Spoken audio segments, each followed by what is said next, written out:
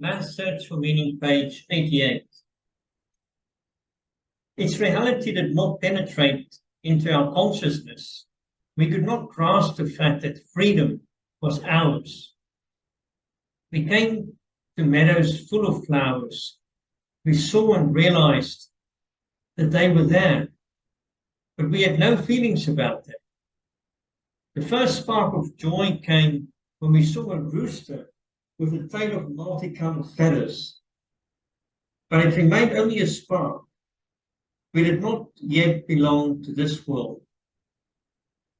In the evening, when we all met again in our hut, one said secretly to the other, "Tell me, were you pleased today?" And the other replied, feeling ashamed as he did not know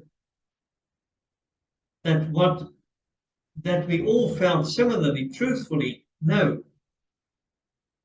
We had literally lost the ability to feel pleased and had to relearn it slowly. Psychologically, what was happening to the liberated prisoners could be called depersonalization. Everything appeared unreal, unlikely, as in a dream. We could not believe it was true. How often in the past years have we been deceived by dreams? We dreamt that the day of liberation had come, that we had been set free and returned home, greeted our friends, embraced our wives, sat down at the table and started to tell of all the things we had gone through, even of how we had often seen the day of liberation in our dreams.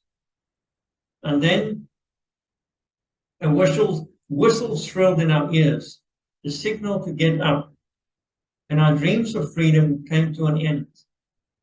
And now the dream had come true, but could we truly believe in it?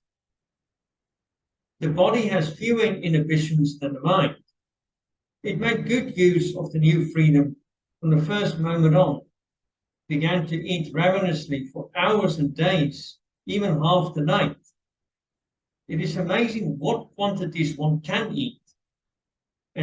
And when one of the prisoners was invited out by a friendly farmer in the neighborhood, he ate and then drank coffee, which loosened his tongue. And he then began to talk, often for hours. The pressure which had been on his mind for years was released at last. Hearing him talk, one could get the impression that he had to talk, that his desire to speak was irresistible.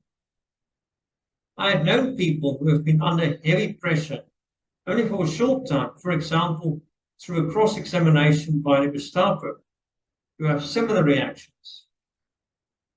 Many days passed until not only the tongue was loosed, but something within oneself as well. Then feeling suddenly broke through the strange fetters which has restrained it. One day, a few days after the liberation, I walked through the country past flowering meadows for miles and miles toward a market town near the camp. Larks rose to the sky, and I could hear their joyous song. There was no one to be seen for miles around. There was nothing but the wide earth and sky, and the lark's jubilation and the freedom of space. I stopped, looked around and up to the sky, and then I went down on my knees. At that moment, there was very little I knew of myself or the world. I have but one sentence in mind, always the same. I called to the Lord from my narrow prison, and he answered me in the freedom of space. How long I knelt there and repeated this sentence, memory can no longer recall.